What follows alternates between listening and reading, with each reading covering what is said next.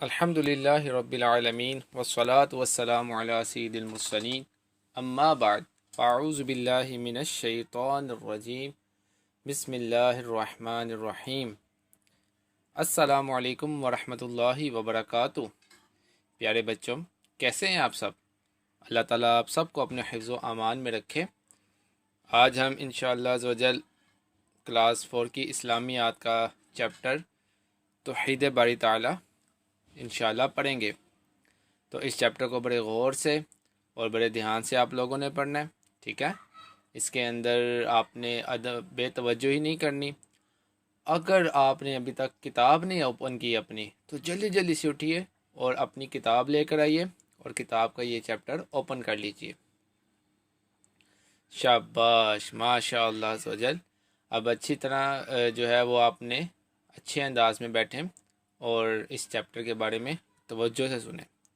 تو پیارے بچوں، توحید باری تعالیٰ یعنی اللہ تعالیٰ کی توحید، اس کا معنی یہ ہوتا ہے کہ اللہ تعالیٰ کو ایک ماننا۔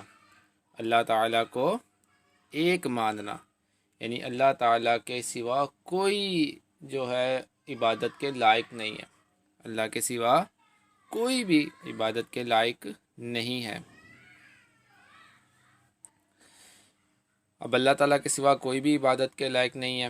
آپ دیکھیں، اپنا کائنات کا نظام دیکھیں، اس پوری دنیا کا نظام دیکھیں کہ کس طرح چاند اپنے وقت پر وہ طلوع ہوتا ہے، نکلتا ہے، اسی طرح اپنے وقت پر غروب ہو جاتا ہے، ڈوب جاتا ہے۔ سورج وقت پر نکلتا ہے، وقت پر ڈوب جاتا ہے، ستارے نکلتے ہیں، بارشیں ہوتی ہیں، ہوائیں چلتی ہیں۔ تو یہ سب چیزیں جو ہیں ان کا اپنے وقت پر چلنا، یہ سب اللہ تبارک و تعالیٰ کے ایک ہونے کی نشانیوں میں سے ایک نشانی ہے۔ کیونکہ اگر دو خدا ہوتے، مثال کے طور پر اگر دو خدا ہوتے تو ایک خدا کہتا سورج کو مشرق سے نکالو، دوسرا خدا کہتا نہیں جی میری مرضی چلے گی، اس کو مغرب سے نکالو۔ تو یہ جو سورج ہر روز مشرق سے نکل رہا ہے، ہر روز مغرب میں غروب ہوتا ہے، کبھی بارش آ جاتی ہے، کبھی ہوا چل پڑتی ہے، تو ایک وقت میں ایک ہی کام ہوتا ہے۔ ایسا تو کبھی بھی نہیں ہوتا کہ جناب بڑی تیز بارش چل رہی ہو اور فل تیز گرمی بھی پڑ رہی ہو، ایسا نہیں ہوتا۔ ایک وقت میں ایک ہی کام ہوتا ہے، تو پتہ چلا ایک ہی خدا ہے اور اسی کا حکم چلتا ہے۔ تو ان سب چیزوں کو اللہ تعالیٰ اپنے حکم کے مطابق چلاتا ہے۔ اسی طرح قرآن پاک میں بھی اللہ تبارک و تعالیٰ ارشاد فرماتا ہے وَإِلَٰهُكُمْ إِلَٰهٌ وَاحِدٌ لا الہ الا هو الرحمن الرحیم۔ ترجمہ، اور تمہارا معبود ایک ہے، اس کے سوا کوئی معبود نہیں، بڑی رحمت والا مہربان ہے۔ معبود بولتے ہیں جس کی عبادت کی جائے، تو عبادت ہم کس کی کرتے ہیں؟ اللہ تعالیٰ کی عبادت کرتے ہیں۔ تو وہ اللہ تعالیٰ ہر طرح کے شریک سے پاک ہے۔ شریک کہتے ہیں بیٹا اس بندے کو یا اس چیز کو کہ جو برابر ہو۔ جیسے مثال کے طور پر اگر آپ کے پاس ایک بک ہے اور اس بک کی قیمت فار ایگزامپل 20 روپے ہے، 10 روپے آپ نے ڈالے اور 10 روپے آپ کے دوست نے ڈالے، تو اب وہ بک آپ کی ہے، آپ اس بک کے مالک ہیں، لیکن آپ کے مالک ہونے میں آپ کا دوست بھی برابر کا شریک ہے۔ آپ کا دوست بھی مالک ہے اور آپ بھی مالک ہیں، اور دونوں برابر کے مالک ہیں۔ کیوں؟ کیونکہ آپ دونوں نے برابر کے پیسے ڈالے تھے نا، 10 روپے آپ کے، 10 روپے آپ کے دوست کے، دونوں کا ایک جیسا حصہ، تو دونوں مالک ہوئے، دونوں ایک جیسے مالک ہو گئے، گویا کہ وہ آپ کا مالک ہونے میں شریک ہو گیا۔ لیکن اللہ تبارک و تعالیٰ کا کوئی شریک نہیں، وہ پوری دنیا کا مالک ہے۔ تو یہ نہیں ہو سکتا کہ اس کی کسی نے مدد کی تھی تو ساتھ وہ بھی معاذ اللہ اس کے شریک ہو گیا، تو ایسا نہیں ہو سکتا۔ صرف اور صرف اللہ تعالیٰ ہی سب کا مالک ہے اور وہی معبود ہے، صرف اسی کی عبادت کی جاتی ہے۔ اسی طرح اللہ تبارک و تعالیٰ ایک ایسی ہستی ہے کہ جو لا زوال ہے، جس کو زوال نہیں آئے گا۔ آپ دیکھیں کہ جب آپ پیدا ہوئے تو بالکل چھوٹے سے تھے، پھر آپ ماشاءاللہ بڑے ہو گئے، اب آپ کھیلتے کودتے ہیں، پھر ایک دن آپ بڑے ہو جائیں گے، جوان ہو جائیں گے، پھر آپ بڑھاپے میں چلے جائیں گے، اس اور تمام انسانوں کی طرح ایک دن جیسے سب انسانوں نے دنیا سے چلے جانا ہے، تو ہمارا بھی ٹائم آئے گا، ہم بھی دنیا سے چلے جائیں گے۔ ہمارا جسم دیکھیں بدلتا رہتا ہے، کبھی بہت طاقتور ہوتا ہے، کبھی بالکل کمزور ہو جاتا ہے۔ درخت کو دیکھیں، پہلے چھوٹا سا پودا ہوتا ہے، پھر درخت بنتا ہے، پھر سوکھ جاتا ہے، ختم ہو جاتا ہے۔ تو دنیا کی ہر چیز بدلتی رہتی ہے اور ایک دن ختم ہو جاتی ہے، جبکہ اللہ عز و جل ایسی لازوال ہستی ہے کہ جو کبھی بھی تبدیل نہیں ہوتی، وہ بڑھاپا اس کے اوپر نہیں آتا۔ اللہ تبارک و تعالیٰ کی ہستی وہ ہستی ہے کہ جو لا زوال ہے، وہ زوال نہیں ہے اس کا، وہ کبھی بھی معاذ اللہ فنا نہیں ہوگی، بلکہ وہ ہمیشہ ہمیشہ سے ہے اور ہمیشہ ہمیشہ رہے گا۔ آئیے اللہ تعالیٰ کی چند صفات سنتے ہیں، یعنی اللہ تبارک و تعالیٰ کی چند صفات، یہ وہ خوبیاں ہیں کہ جو اللہ تبارک و تعالیٰ جیسی کسی اور انسان میں نہیں۔ اللہ عز و جل سب کا خالق ہے، اللہ تعالیٰ سب کا خالق ہے۔ خالق کہتے ہیں پیدا کرنے والے کو، تو ہم سب کو پیدا کرنے والا، سورج چاند ستاروں کو پیدا کرنے والا، ہمارے امی ابو کو پیدا کرنے والا، اولیاء کرام کو پیدا کرنے والا، ہمارے پیارے نبی صلی اللہ تعالی علیہ وسلم کو پیدا کرنے والا، فرشتوں کو پیدا کرنے والا، سورج کو، چاند کو، ستاروں کو پیدا کرنے والا، ان سب کا خالق، ان سب کو پیدا کرنے والا اللہ عز و جل، سب کو پالنے والا۔ تو بڑے سے بڑا کوئی امیر آدمی ہو، لیکن اس کو بھی اللہ عز و جل ہی روزی دیتا ہے۔ جو اللہ تعالیٰ کے انبیاء کرام ہیں، ان کو بھی اللہ تعالیٰ ہی روزی دیتا ہے۔ جو اولیاء ہوتے ہیں ان کو بھی اللہ عز و جل ہی روزی دیتا ہے، فرشتوں کو بھی اللہ ہی روزی دیتا ہے۔ اسی طرح اللہ کی جتنی مخلوق ہے، اللہ تعالیٰ کے علاوہ جو کچھ بھی ہے وہ سب اس کی مخلوق ہے، ٹھیک ہے؟ تو سب کو روزی اللہ تبارک و تعالیٰ دیتا ہے، سب کو وہی پالنے والا ہے۔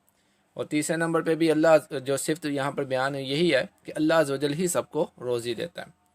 اللہ عز و جل ہر کمال اور ہر خوبی کا مالک ہے، اللہ تعالی ہر کمال اور ہر خوبی کا مالک ہے۔ ہم دیکھیں، اگر ہمارے پاس 100 روپیہ ہو اور ہم اس کو بانٹنے لگ جائیں، اگر ہر بندے کو ہم 1 روپیہ بھی دیں تو کیا ہوگا کہ جب 100 بندوں کو ہم دے دیں گے تو 100 روپیہ ہمارے پاس ختم ہو جائے گا۔ بھلے ہمارے پاس 1 کروڑ روپیہ بھی ہو، اگر ہم اس کو بانٹنے لگ جائیں گے تو وہ ختم ہو جائے گا، پھر ہم بانٹ نہیں سکیں گے، ہمارے ہاتھ خالی ہو جائیں گے۔ لیکن اللہ تعالیٰ ایسا بانٹنے والا ہے، اللہ تعالیٰ ایسا دینے والا ہے کہ وہ جتنا بھی دیتا ہے اس کے پاس کوئی کمی نہیں ہوتی، اس کے خزانے کبھی ختم ہی نہیں ہوتے۔ تو وہ اس کی خوبیاں جو ہیں وہ کمال تک ہیں، تو وہ ہر کمال اور ہر خوبی کا مالک ہے۔ اللہ عز و جل ہر عیب اور ہر برائی سے پاک ہے۔ ہمارے اندر کتنے عیب ہیں، ہمیں اگر کھانا نہ ملے تو ہم نڈھال ہو جاتے ہیں، بھوک لگ جاتی ہے، ہمیں کوئی چیز لگ جائے زور سے تو ہمیں درد ہونا شروع ہو جاتی ہے، ہمیں بہت زیادہ سردی ہو تو ہم باہر نہیں نکل سکتے، بہت زیادہ گرمی ہو تو بھی باہر نہیں نکل سکتے۔ ہم کتنے کمزور ہیں، کتنے عیب ہیں ہمارے اندر۔ پھر اسی طرح ہم سامنے کی طرف دیکھ سکتے ہیں، پیچھے کی طرف نہیں دیکھ سکتے، یہ بھی عیب ہی ہے نا ایک ہمارا۔ اسی طرح ہمارے اندر دوسرے عیب بھی ہیں، جیسے جھوٹ بولنا، گالی دینا، دوسروں کو برا بھلا کہنا، تو یہ سارے عیب ہیں، جبکہ اللہ تعالیٰ ہر عیب سے پاک ہے۔ اللہ تعالیٰ ہر عیب سے پاک ہے، نہ اس کو سردی نقصان پہنچاتی ہے، نہ گرمی نقصان پہنچاتی ہے، بلکہ وہ تو سردی اور گرمی کو پیدا کرنے والا ہے، ٹھیک ہے؟ تو اللہ تعالیٰ ان چیزوں سے پاک ہے۔ شرک کیا ہوتا ہے؟ یہ میں نے آپ کو پہلے تھوڑا سا سمجھایا بھی ہے۔ اللہ عز و جل کے ساتھ کسی اور کو اس کی ذات اور صفات یا افعال میں اس کا شریک ٹھہرانا شرک ہے، جو سب سے بڑا گناہ ہے۔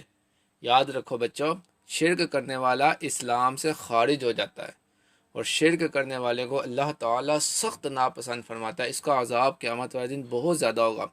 مشرک کون ہوتا ہے؟ یعنی شرک کرنے والا کون ہوتا ہے؟ جو کہ فلاں بندہ یا فلاں چیز جو ہے وہ اللہ کے برابر ہے، معاذ اللہ ثم معاذ اللہ۔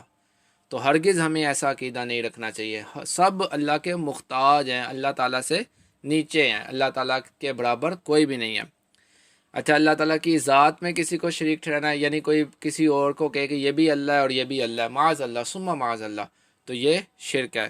اسی طرح صفات میں، جیسے مثال کے طور پر اللہ تعالیٰ روزی دینے والا ہے، تو اللہ تعالیٰ کو تو کوئی روزی نہیں دیتا نا، اللہ تعالیٰ تو خود سے روزی دیتا ہے، تو کسی اور کے بارے میں یہ کہنا کہ وہ فلاں بندہ بھی خود سے ہی روزی دے دیتا ہے، تو یہ بھی یعنی اس کو یہ سمجھنا کہ وہ اللہ کا محتاج نہیں ہے، تو یہ بھی شرک ہو جائے گا، کیونکہ ہر بندہ اللہ کا محتاج ہے۔